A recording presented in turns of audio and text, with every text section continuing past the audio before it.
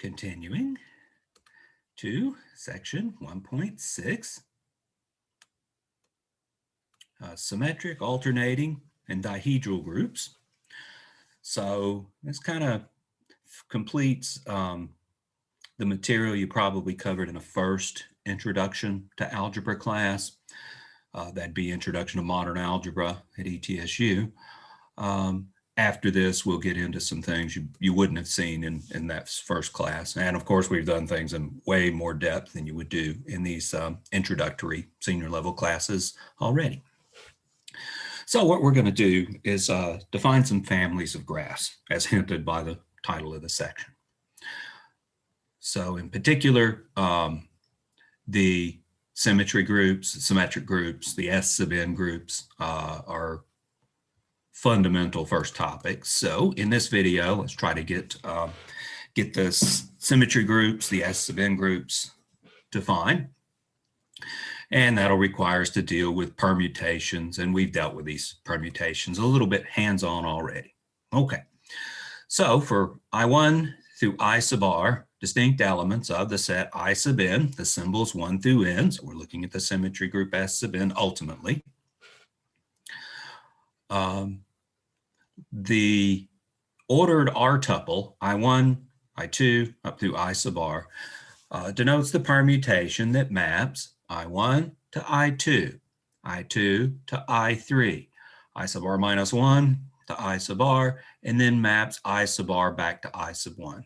So it's a little cycle. Of course, that'll be the name of it. So if we have a mapping of that sort that fixes all of the other elements of I sub n, then this is called a cycle of length r, also abbreviated an R cycle. A two cycle is called a transposition, and as you likely know, cycles are made out of transpositions. Permutations are made out of transpositions. Permutations are made out of cycles in a certain way, and that'll be our results from this section, first half at least. When we multiply cycles, of course, we want to treat these permutations as elements of a group, and the group operation will be multiplication of permutations. So if we take the cycle 1 to 2 to 4 to 3, and the cycle that maps 1 to 2 to 3 back to 1, to take the product, we'll read from right to left, as is the standard by Hungerford and Fraley. It's not the standard by everybody out there when multiplying permutations or cycles, but it's our standard. So first we'll read the rightmost permutation takes 1 to 2. Next, 2 is mapped to 4. So ultimately, 1 is mapped to 4. Let's see where 4 goes. It's not present in the rightmost permutation. Here it is. 4 goes to 3. So 4 goes to 3. 3 goes to 1, and then 1 goes to 2. So 3 goes through 1 to 2. And 2 is mapped to 3, and 3 back to 1. So 2 is mapped through 3 to 1, and that closes off the product. So the product of these two cycles is this cycle. Remember, read right to left, not left to right. I wouldn't expect much in the way of commutativity in these things. If we take the cycle 1 to 2 to 3 to 4 back to 1, and multiply it by the cycle in the reverse order, 4 to 3 to 2 to 1 back to 4, you'll see you get the identity. 1 is mapped to 4, and 4 is mapped back to 1. So 1 is fixed, indicated by a cycle of length 1. So 1's a fixed point of that cycle. And the other symbols behave in the same way. In fact, in general, if you look at the cycle I1 mapped to I2, mapped to I3, mapped up to I sub r, back to I sub 1, the inverse of this cycle is simply the cycle written in the opposite order with the same type of manipulations we had previously. Okay, definition of disjointness. It's kind of an odd definition since you're familiar with the term disjoint, but we'll elaborate on it. It says permutations, sigma 1 through sigma sub r of S sub n, that symmetric group on the symbols 1 through n, are disjoint if for each I between 1 and R, so we got R symbols here, R subscripted permutations, and for every K and I sub n, every symbol, we have that sigma sub I of K is not equal to K implies sigma sub J of K does equal to K for all J not equal to I. Okay, so here's what that really means. Sigma sub I doesn't fix K, it maps it somewhere else. If that's the case, then all of the other sigma sub J's do map K to itself. So if sigma sub I doesn't fix K, map it to itself, then all of the other sigma sub J's, they do fix K. That's what disjoint means. So we've got a collection of symbols, and the requirement is, collection of permutations. And if we take an arbitrary symbol on which they act, K, then K is not fixed by at most one of these. And there's an alternate way of saying it. Like I said, odd idea of disjoint. It'll be the representations of these permutations that can be written in a disjoint way, it turns out. So the term disjoint's not as weird as it sounds. When we use this notation, stated previously, if we have 2 or more cycles of length greater than 1, they're disjoint if and only if their cyclic notations don't share any elements. So there's where the disjointness comes. If those permutations are cycles, then in that cycle notation that we just introduced, those things will be disjoint. Those will not share any elements, leaving out a presence of fixed points. If I look at a product of 2 cycles, as it says in length greater than 1, then we'll have disjointness of the set of elements in the cycle notation. So there's where the disjointness is in a special case, at least. Whenever we have a conversation about cycles and disjointness and writing certain permutations as products, as we'll be doing, this must be done in the context of one of the symmetry groups. This will all be conversations that happens within some group, as has often, but not always, been the case in the past. So our setting is symmetry group S sub n. All right, the following results I've actually employed in some of my research. It was on automorphisms of Steiner triple systems. These are best interpreted as certain types of graph decompositions.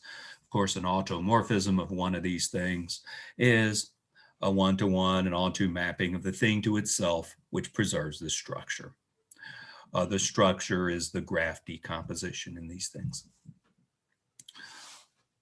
So Theorem 1.6.3 says every non-identity permutation in S sub n is uniquely, up to the order of the factors, a product of disjoint cycles, each of which has length at least 2.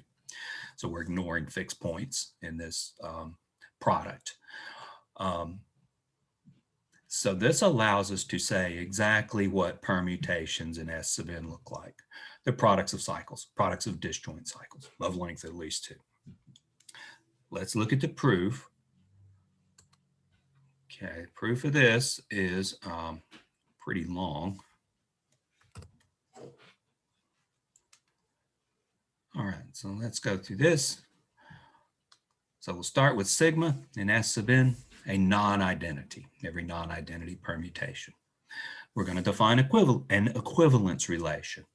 We'll use that equivalence relation to find orbits under these permutations. We'll show the orbits are disjoint, and that's how we'll create the cycles, the disjoint cycles. Define a relation, tilde, on the symbols 1 through n as x tilde y, x is related to y, if and only if y equals sigma to the m power of x for some m an integer. So we were given the permutation. We'll take maybe element x and look at all the powers of sigma applied to that element. What results is the elements are the elements in the the orbit. I think we've used that term before, the orbit of X under sigma. And we're saying X and Y are related if, for some integer, we have this relationship here. We claim this is an equivalence relation. We were going for some disjointness up here. The equivalence relation will create equivalence classes on the symbols, and that's where the disjoint cycles will ultimately come from. So that's the reason for introducing an equivalence relation. First claim for equivalence relation, reflexive. Well, X is related to X, X tilde X, because X equals sigma to the 0 of X, being valid for all of the symbols. Remember the notation, sigma to the 0 means the identity permutation. So the identity permutation is certainly something in S sub n, and the symbolic meaning, of course, for the sigma permutation with a 0 exponent is the identity. Negative exponents mean inverses. Symmetry, X is related to Y. That means Y equals sigma to the M of X for some M. So X equals sigma to the negative M of Y. Again, dealing with inverse transformations here. And so we get Y is related to X. If X is related to Y, then Y is related to X. Transitivity, if X is related to Y and Y is related to Z, that means Y equals sigma to the M of X for some N, an integer. Z equals sigma to the N of Y for some integer N. So if we'll take the sum of N and M and look at sigma to the N plus M, we'll get Z equals sigma to the N plus M of X. Apply it one piece at a time. Sigma to the M of X would produce the Y, and then we'd have sigma to the N left over, apply it to the Y to get the Z. And we get this relationship. So X is related to Y. Sorry, X is related to Z. So hypotheses, X related to Y, Y related to Z implies X related to Z. Transitivity. So we do have an equivalence relation. Of course, good thing about equivalence relations is they partition up sets on which they're defined. That's how we're about to use it. Denote the equivalence classes as B sub I. Say I ranges from 1 to S, where S is the number of equivalence classes. The equivalence classes are, just see the way we defined it, as powers of the permutation. They're actually just orbits under sigma of various elements. But equivalence classes partition the set on which they're defined. That set is the symbols 1 through n. It's the symbols on which we define the equivalence relation, not the permutations, to be clear about that. So B1 through B sub r, these orbits, the equivalence classes partition. So I know we've got disjointness for the equivalence classes. Now we're going to denote B1 through B sub r. B sub r, those orbits that contain more than one element of I sub n. So we're ignoring the orbits of length 1. We're ignoring the fixed points. Now, the fixed points themselves form equivalence classes, but here we're looking at the equivalence classes that contain more than one fixed point. More than one element in the equivalence classes, the orbits that are length greater than 1. So this doesn't necessarily include all of the equivalence classes. This excludes the fixed points. Okay. So we started with sigma, some permutation in S sub n. We're trying to write sigma as a disjoint product of cycles, ignoring fixed points. So that's why we've introduced that parameter R. For each index I, less than or equal to R, ignoring the fixed points, define sigma sub I of S sub n as sigma sub I of X equals sigma of X if X is in B sub I, and its fixes X. Sigma sub I of X equals X if X is not in B sub I. So what's going on here is sigma sub I agrees with sigma itself when we choose elements of equivalence class B sub I. Otherwise, sigma sub I fixes everything else. So sigma sub I fixes things not in B sub I. Sigma sub I does the same thing as sigma does to elements of B sub I. Quick comment, this is well defined. I can't have both x in B sub I and x outside of B sub I because of the disjointness. So if we take sigma sub I and restrict it to B sub I, it's a bijection from B sub I to B sub I. It simply does the same thing that sigma does. The B sub i's are disjoint, so sigma 1 through sigma sub r, those are disjoint. Remember our little definition of disjoint was about fixing an element versus not fixing. So if we take one of these x's here, it's in some particular B sub I. The sigma sub I changes that x value the same way sigma does. Remember, we took this to be effectively non-fixed points by taking x in one of the B sub i's, I less than or equal to r. These are not fixed points, so changes it to something else if you like. And all the other sigmas will leave that x value fixed. So only one of these sigmas changes x. If x comes from B sub I, the one that changes it is sigma sub I. All the other subscripted sigmas, they leave that x value fixed by definition of those sigmas. So in that sense, we do have the disjointness as we defined it. If we take x to be one of the symbols, we got x in B sub I for a unique subscript I. Could be a fixed point as far as that goes, but we're not interested in those just yet. So we have sigma of x equals sigma sub I of x. That's sigma sub 1 times sigma sub 2 up through sigma sub r of x, because all of these sigma, subscripted sigmas, they leave x fixed, except for sigma sub I.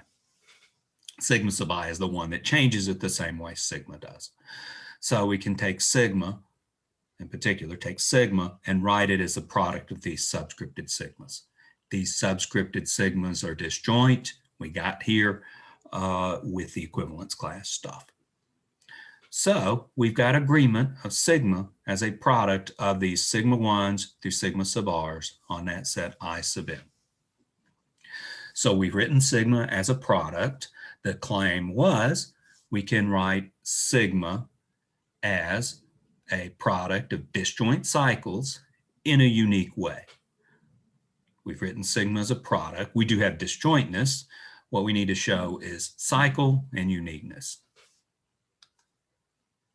If x is in class B sub I, for appropriate I values here, then B sub I, since B sub I is finite, there's a least positive integer d such that sigma to the d of x equals sigma to the j of x for some j with 0 less than or equal to j less than d.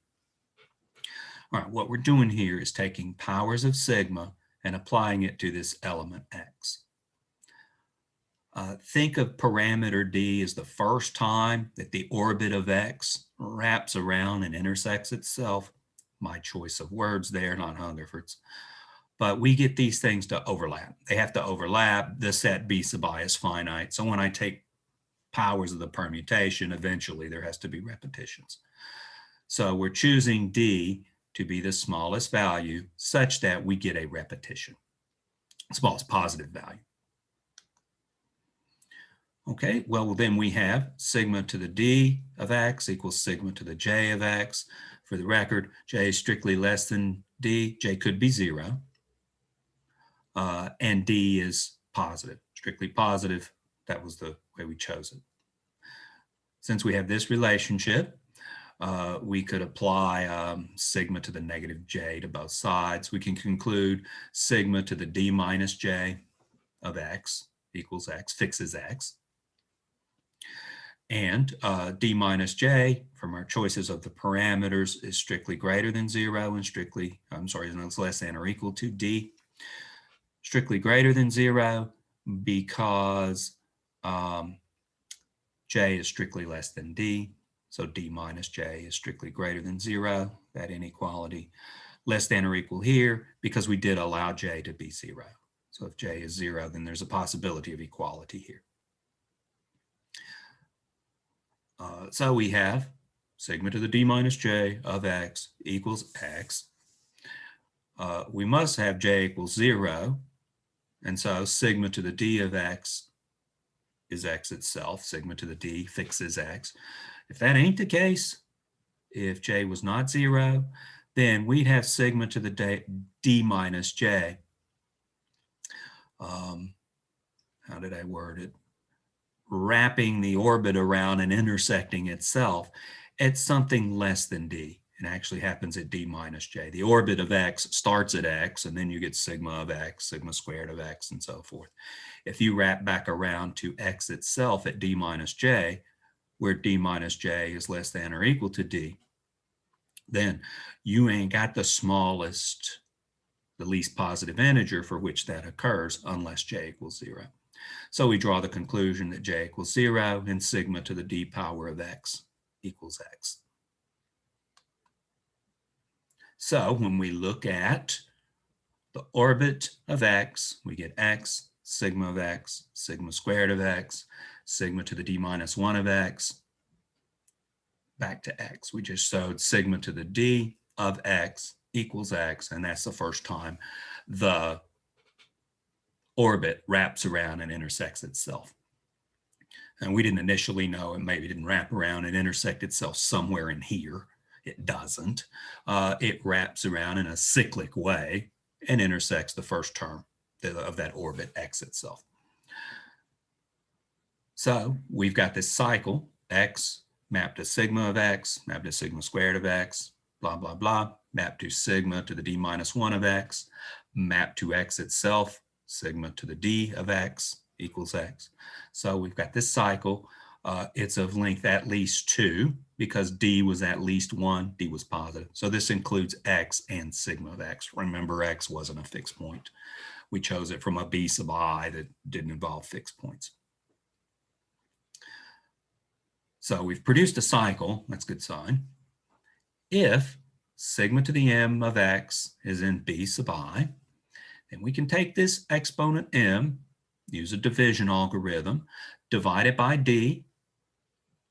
D will go into m a certain number of times, call it a, and we'll have a remainder b, where b is possibly 0, but 0 is less than or equal to b, strictly less than d. Division algorithm applied to the integers. So if we look at sigma to the m of x, we said m is ad plus b, that's sigma to the ad plus p plus b of x. We can simply, in a sense, add exponents on these iterations of these functions. So we can write this as sigma to the b, sigma to the ad of x. But sigma to the d of x equals x itself, right? It wrapped back around. It's a conclusion from the previous slide. So here we have, if you like, sigma to the d of x a times. And that's just going to produce x itself. And this produces sigma to the b of x itself. That's how we get here. As we observed, that's where the second part goes because sigma to the d fixes x.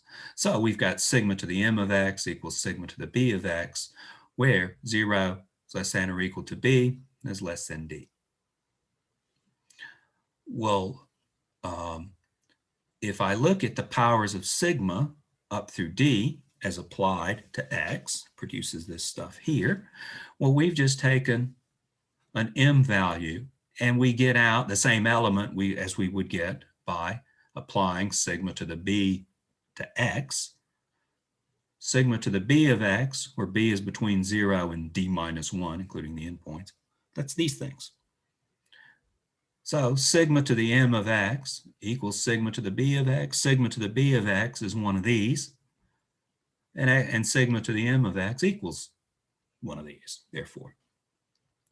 So we've shown sigma to the m of x is an element of this. So we put no restrictions on m, arbitrary integer, up here. And let's see, sigma to the m of x is in this cycle. We're still trying to link together the cycles and the equivalence classes. So we got sigma to the m of x in here. All powers of sigma applied to x are some of these. For any x and b sub I by definition is this. So we're trying to draw a conclusion of equality of b sub I in this set of elements. B sub I is an equivalence class. So we've shown sigma to the m of x is in b sub I. Every sigma to the m of x is in here. So b sub I, we've taken an element of b sub I, we've shown it's in this collection of points. So we get b sub I as a subset of the orbit x, sigma of x, sigma d minus 1 of x as a set, right? We got cycles and we got sets floating around here. Set claim. So that equivalence class is contained in all of these things here. Also, hey, the equivalence class was all powers. So of course the equivalence class includes all this stuff as well. So we've got b sub I as a subset of this set. We've got this set as a subset of b sub I. So the b sub I must consist of exactly these things here. Next slide. That is, b sub I equals this collection of images of x under powers of sigma, provided x is some element of b sub I. So sigma sub I must be this cycle, x mapped to sigma of x, mapped to sigma squared of x, up through sigma to the d minus 1 of x, mapped back to x. That's how sigma behaves on b sub I. And sigma sub I does the same thing on b sub I as sigma does. And we've seen that sigma sub I is this cycle. So we've written sigma sub I as a cycle. The same will hold on all the other equivalence classes for sigma sub 1s and sigma sub 2s and so forth. And those cycles will be disjoint. Okay, so we've shown now that we can write permutation sigma as a product of the sigma sub i's, and we've shown the sigma sub i's are all cycles. Only thing that's left is uniqueness. So suppose tau 1 through tau sub t are disjoint non-trivial cycles such that sigma is a product of those. We're trying to show uniqueness here. Let x be a symbol in I sub n that isn't fixed by sigma. Since the taus are disjoint, then there exists a unique j between, say, 1 and t. We chose t of the taus, such that sigma of x equals tau sub j of x. So again, these are disjoint. These move things around. One of them must move around symbol x the same way sigma does. I mean, after all, sigma is the product of these. So let's see how that tau sub j that does the same thing to x as sigma does, how does that tau sub j interact with sigma? Well, we can take sigma and write it as a product of the taus, and that was our hypothesis here. The taus are disjoint. Okay, if I've got this permutation and that permutation disjoint, and we got more than just permutations. I guess we know these are cycles. This was a conversation about cycles. If the cycles are disjoint, I can permute them. Think how you multiply cycles. You go to the rightmost one, and you see, read through symbols. If there's a symbol there that's affected, you go to the next one to the left and see how it affects the change of the symbol. So if they're disjoint, then whatever the first cycle does is what the product does, or whatever the second cycle does is what the product does. You couldn't have the same element in both cycles. They're disjoint. So we get commutivity when multiplying cycles. So we can commute tau sub j with a tau sub 1. Of course, we can do the same thing with a tau sub j and the tau sub 2. At some point, we'll reach a tau sub j squared. We can peel that tau sub j off and continue to move it to the right till we've moved it all the way to the right. So tau sub j of sigma is the same as sigma of tau sub j. So there's a first property about how the tau sub j and the sigma behave. Remember, we got into this with sigma of x equals tau sub j of x. I think we'll need that downstream somewhere. Now, if we look at sigma to the k of that x value that we were just talking about, that's sigma to the k minus 1 of sigma of x. But we just said sigma of x and tau sub j of x, they're the same. So we can replace the sigma of x with the tau sub j of x. Let's peel another sigma off here. So we get sigma to the k minus 2, sigma tau sub j of x. But we just showed sigma tau sub j is the same as tau sub j sigma. So we can swap the orders on these two. Ooh, there's a sigma of x again. That's the same as tau sub j of x. So what we've done in this first step is change one of the sigmas into the taus. Using that previous observation on the last slide, we've changed a second sigma into a second tau sub j, and so forth. So continue that process until we've converted all of the sigmas into taus. Sigma to the k of x equals tau sub j to the k power of x. There was no constraints on the k in any of this computation stuff here. X was a specific element. It was chosen in a certain way.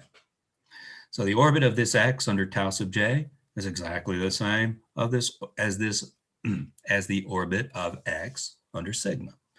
So tau sub j and sigma, they do the same thing to x. Call that orbit b sub I. We know the orbits were the b sub i's, the equivalence classes.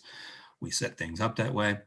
So we can conclude tau sub j of y equals sigma of y for all of the y in the b sub i's. And we've got y equals sigma to the n of x equals tau sub j to the n of x, as we established up here. That holding for some n, right? I mean, saying y is in b sub I is saying y equals sigma to the n of x for some integer. That's how the b sub i's were defined. So from this, we can conclude equality of tau sub j and sigma on y for an arbitrary y in b sub I. So we've got the t sub j behaving in the same way that sigma does on, say, this class b sub I. Tau sub j, it's a cycle. It's a cycle, it has only one non-trivial orbit. If this is the cycle, of course, the orbit's just the elements in the cycle. Of course, it was a cycle. We set this up by assuming we had written sigma as a product of cycles, tau 1 through tau sub something or other. So the taus are by definition cycles. So it must be that the orbit is this b sub I. We know the b sub i's are orbits. Here we have an orbit. We've got some intersections up here. So it must be that the orbit of this tau sub j is b sub I. If we take y outside of b sub I, we have that y is not an element of the orbit of one of the tau sub j's, of that tau sub j. So it must be that tau sub j of y actually fixes that y. Remember, the y's are fixed by the tau sub j's, since y is not in the cycle of t sub j, tau sub j. So we've got agreement for elements of b sub I and agreement for elements not in b sub I. So tau sub j, sigma sub j that we defined above, they're doing the same stuff. They're doing the same thing on b sub I that, see, this might have a little index off here. We're having totally a conversation about the equivalence class b sub I. We introduced the j's on the taus.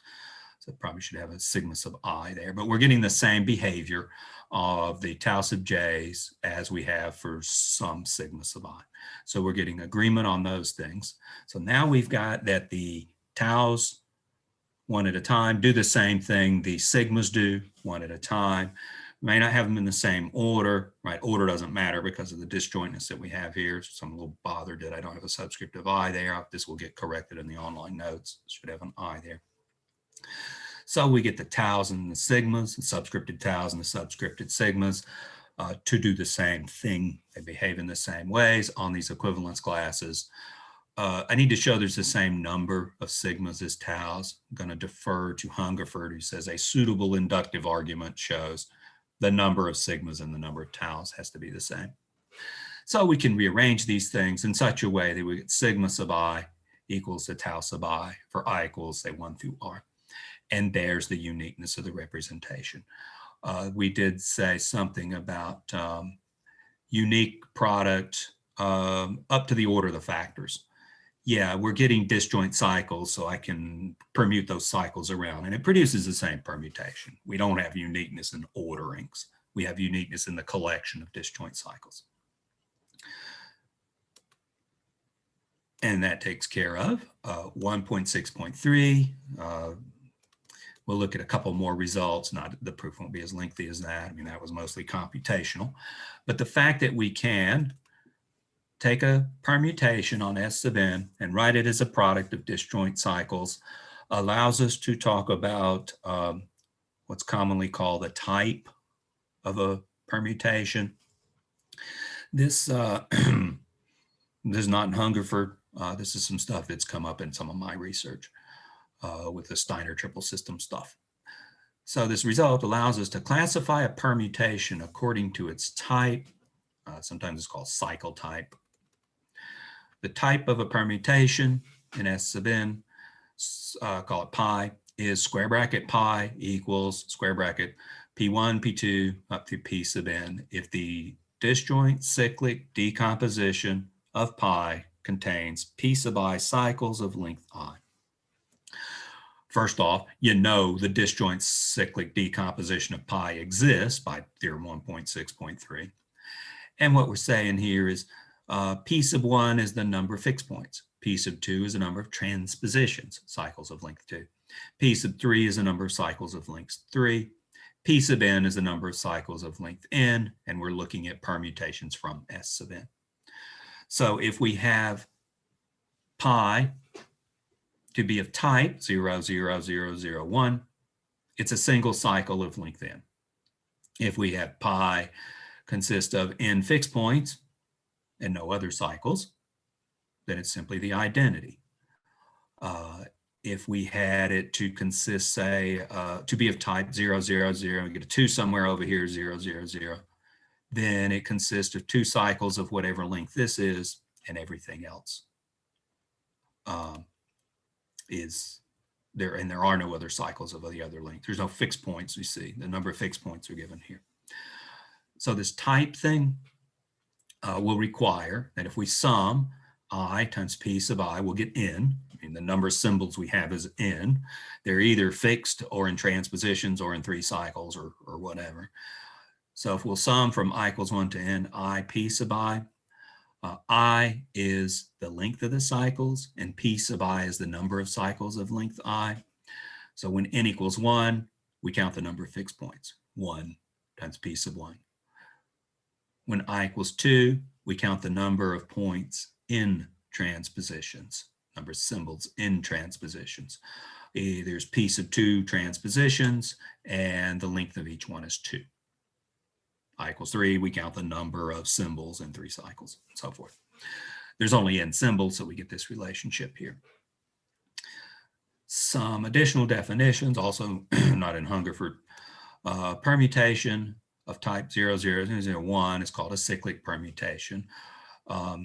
Cyclic type might be a better term. The term cyclic is, though the term cycle is being used not for the single cycles, right? Any cycle of whatever length was counted was defined as a cycle in S sub n. But this cyclic term and this type classification means we've got all n of the symbols cycled around.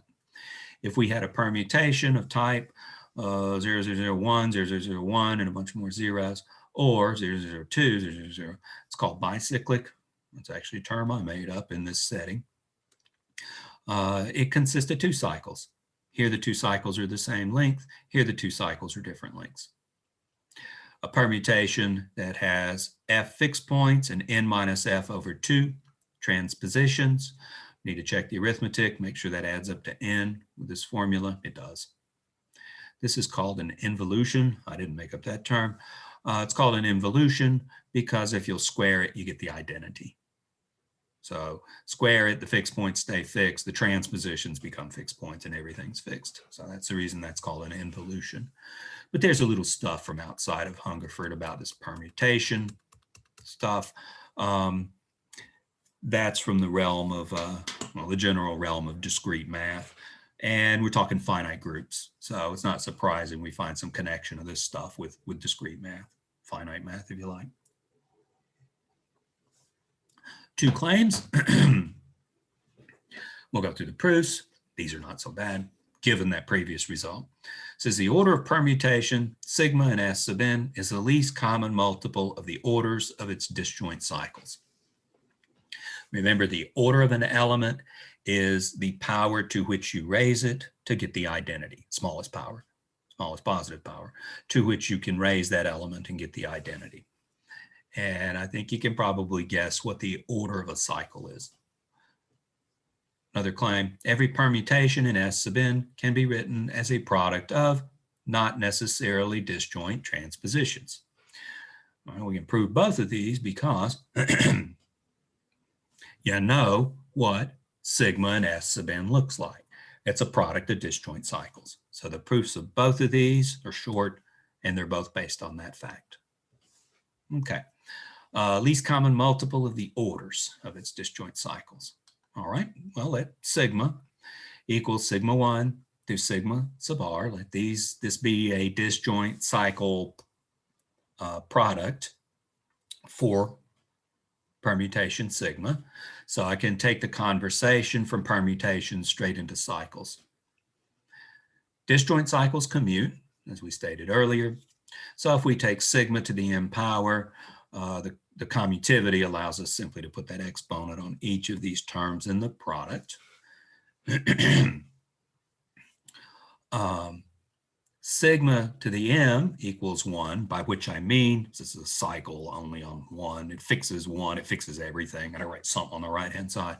But this is saying we get the identity out, the identity.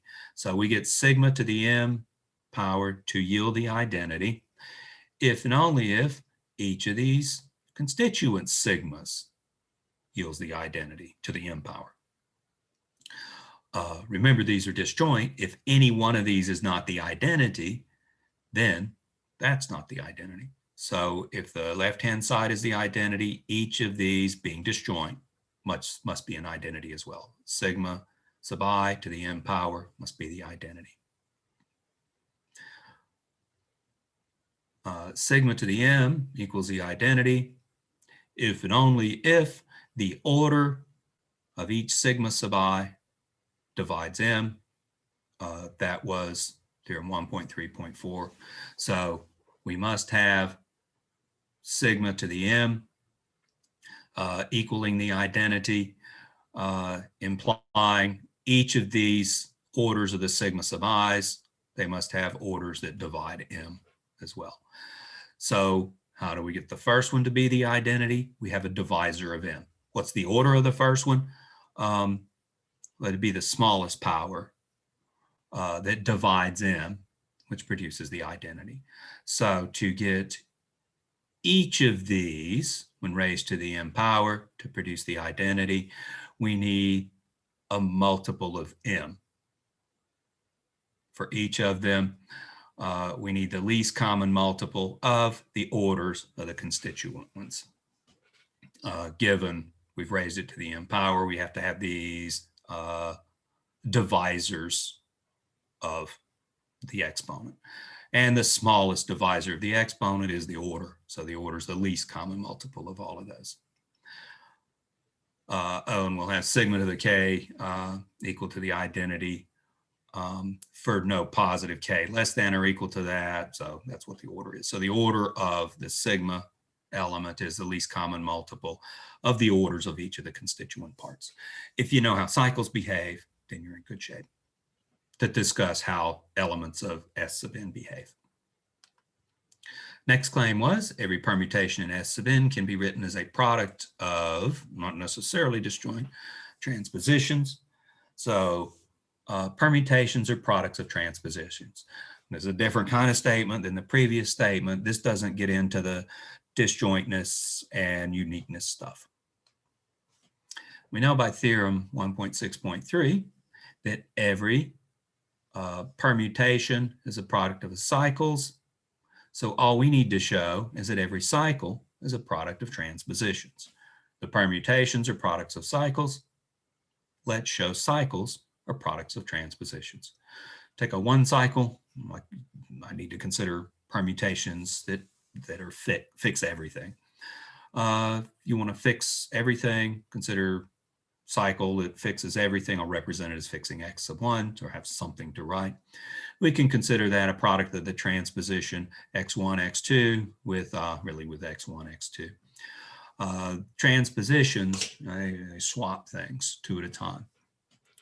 It's like having a bunch of cups and a ball under a cup and you go swapping things around. The transpositions swap things two at a time. So if we swap x1 and x2, how do you undo that? And swap them back. I've written them x2, x1 over here, but that doesn't matter. Same notation as x1, x2 for transpositions. So fixed points are products of transpositions. Take a cycle of some length, say R. This is also a product of transpositions.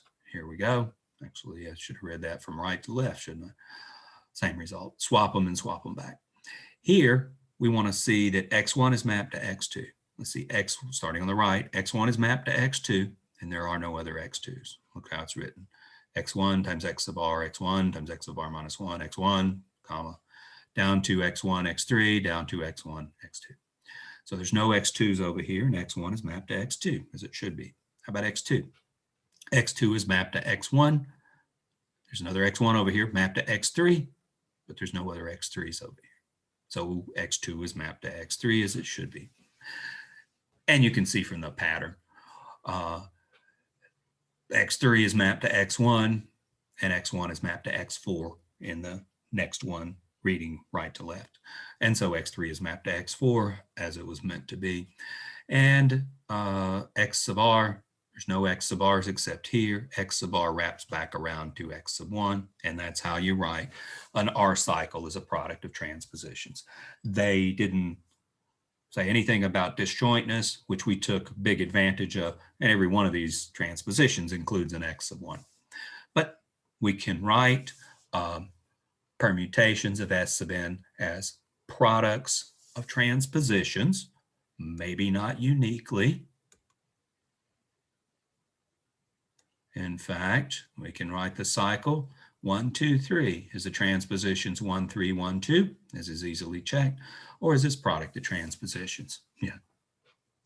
All I did was put an identity over on the right-hand side.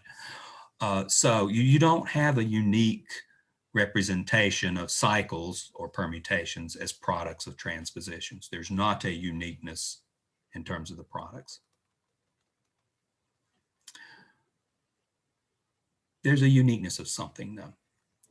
A permutation tau in S sub n is said to be even, respectively odd, if tau can be written as a product of an even, respectively odd, number of transpositions. So we're counting the number of transpositions and classifying a permutation as even or odd by counting the number of transpositions in the product. The sign of the permutation, tau, denoted sign of tau, SGN of tau, is 1 or -1, depending on whether tau is even or odd, respectively. Well, how do you know it can't be both? Okay, this is probably something you stated in senior level algebra, possibly proved. Let's go through a proof of that here. Rather unelegant, but it doesn't involve any terribly deep ideas. Theorem 1.6.7 says, a permutation in S sub n greater than or equal to 2 can't be both even and odd. So what we'll do ultimately is assume we can write a permutation as both a product of an even number of transpositions and an odd number of transpositions, and we'll get a contradiction. To get that contradiction, we're going to do some stuff with numbers. Okay. Let I1 through I sub n be the integers, 1 through n in some order. So kind of the indices indicate location, and the I indicates how things have been somewhat, in a sense, permuted around. But these are the symbols 1 through n. I care not what order they come in. I need something general. So we can deal with any order. And define capital delta of I1, I2 through I sub n to be the product of I sub j minus I sub k, where those indices j and k are chosen as follows. 1 is less than or equal to j, is strictly, so I'm going to need this to be kind of a small. I've kept this in the notes because there was no way I could get it in the Beamer slides. And it was possible to fit it and follow what was going on. So I've typeset that actually in the notes section. 1 less than or equal to j, strictly less than k, less than or equal to n. So we're taking all possible j and k where j is strictly less than k. By taking j strictly less than k, the I sub j and the I sub k, these are never equal to each other, so we never get out 0 in this product. So this product, it ain't 0. So this delta symbol is never 0. All right, let's compute delta of sigma of I1, sigma of I2 through sigma of I sub n, where we've chosen sigma to be a permutation from S sub n, and it's a transposition. So we're going to do some stuff related to transpositions. This stuff later will give us a contradiction. Suppose sigma permutes I sub c and I sub d, interchanges those. So let sigma be the transposition I sub c, comma, I sub d. Say c is less than d. One of them's less than the other one. Say c is less than d. No loss of generality there. So if we apply sigma to the symbols I sub 1 through I sub n, we get I1, I2, up through I sub c minus 1, up through I sub c minus 1. Instead of having I sub c here, we got I sub d here. We pick up at I sub c plus 1, and so forth, up to I sub d minus 1. Instead of having I sub d here, we've got I sub c here. So we've interchanged those two in the listing. That's how the transposition affects the list. Let's compute delta for the original sequence. I1, I2, here's the I sub c up through I sub n. Okay. So we got a product over all I sub j's minus I sub k's. Let's consider all I sub j's and I sub k's, j less than k, and this index was less than that index.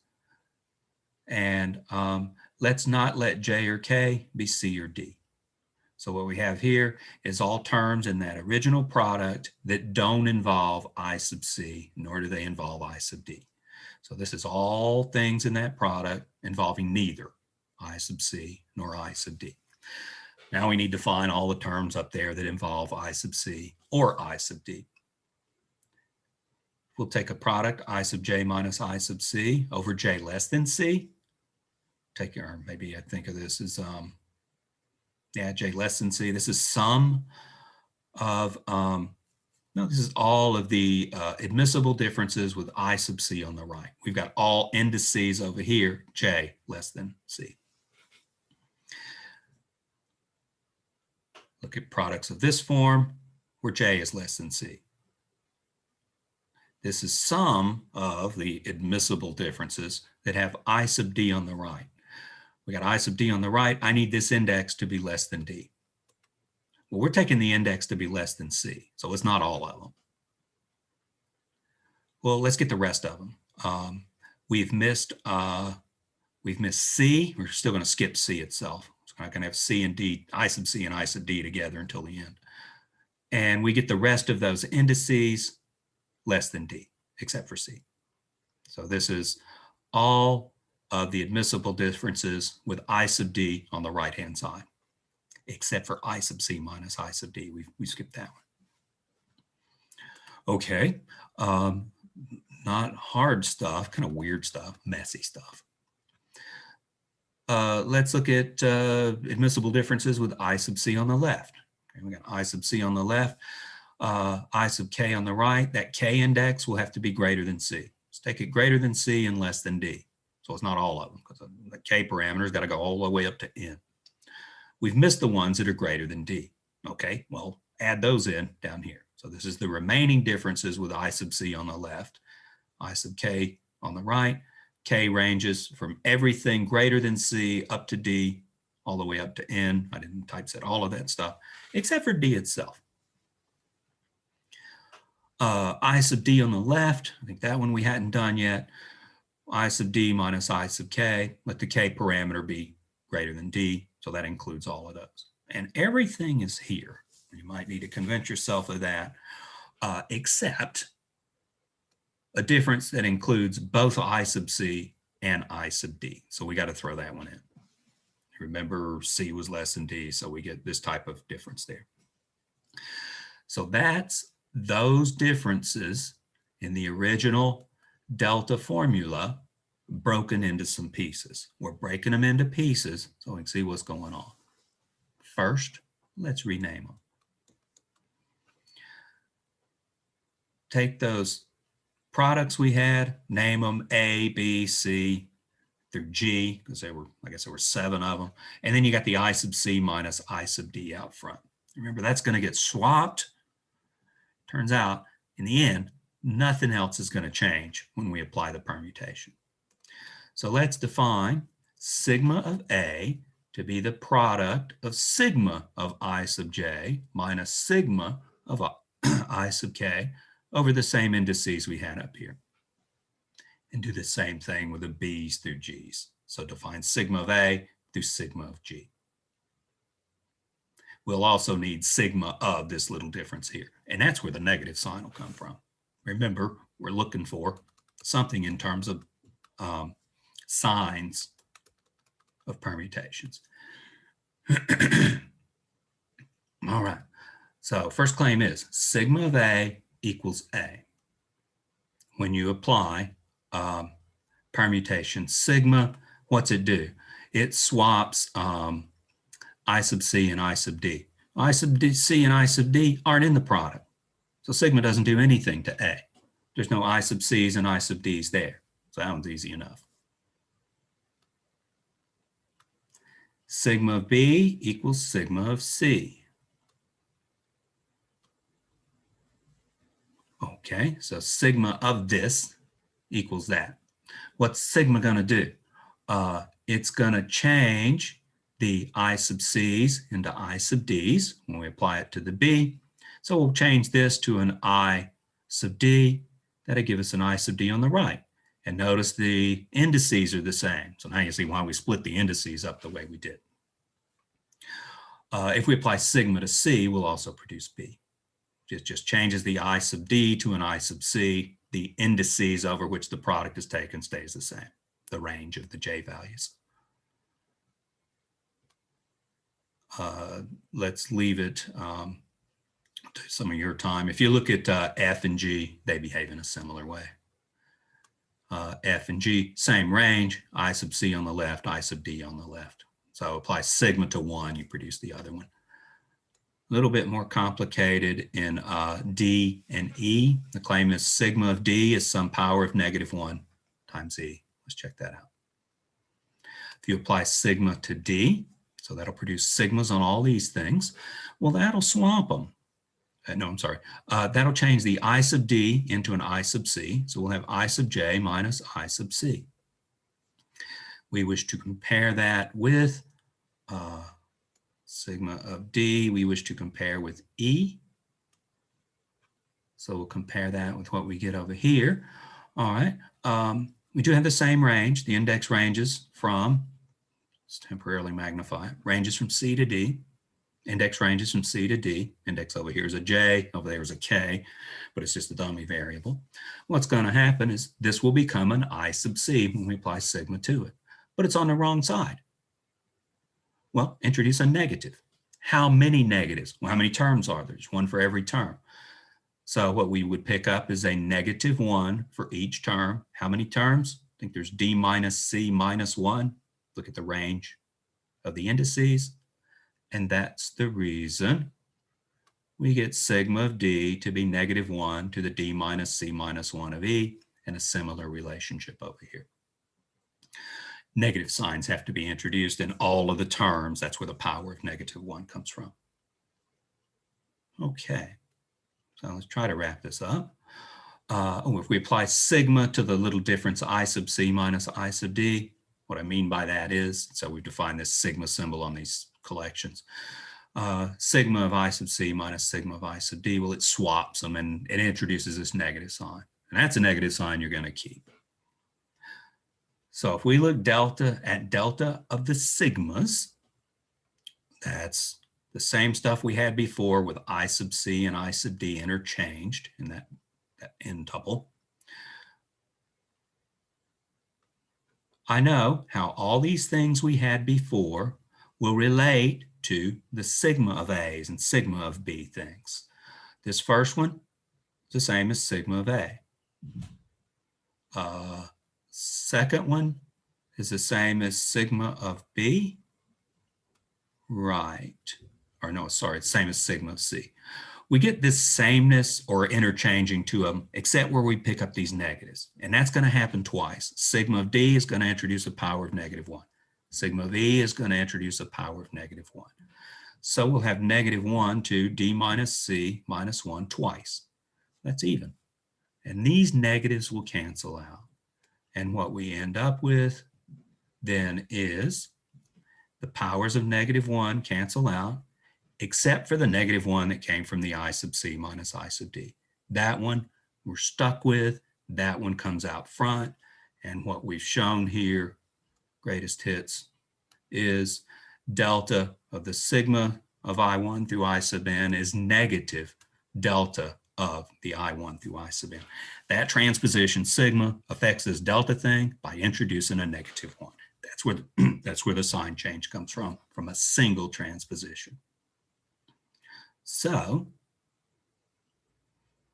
the delta values differ by a negative sign. We're almost there. So not really hard to follow, really, really messy and tedious though. And it wouldn't hurt to take the notes and match the pieces up and make sure you understand all the parts. But to finish up the proof, assume tau can be written as a product of transpositions of R transpositions and a product of S transpositions, where say R is even and S is odd. So assume we can write tau as products of transpositions, both an even number one way and an odd number another way. Well, you know, if we take delta of tau applied to these things here, we're going to pick up a -1 for every transposition. We're looking at R transpositions, we'll pick up -1 to the R power.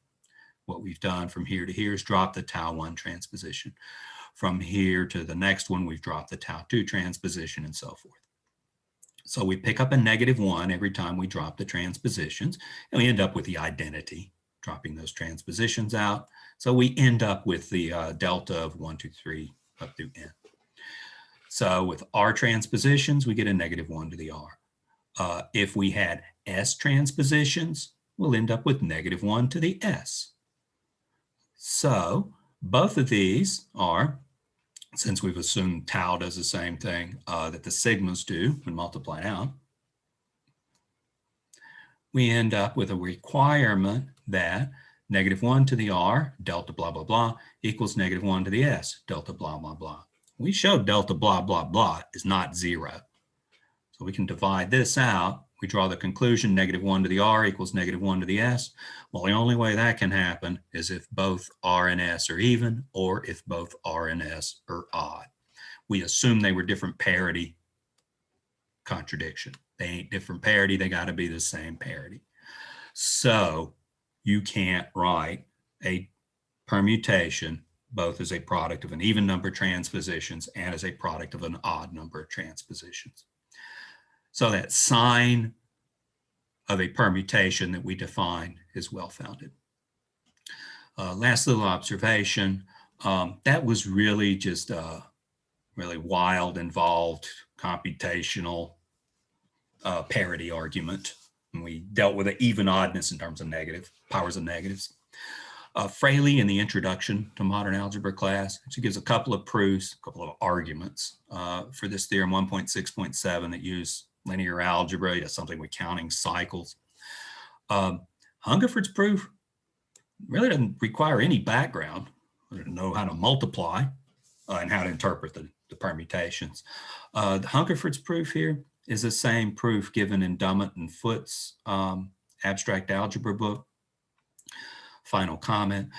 This is probably a competitor to the Hungerford book. It's a little more contemporary. The Hungerford book's been around since the 70s.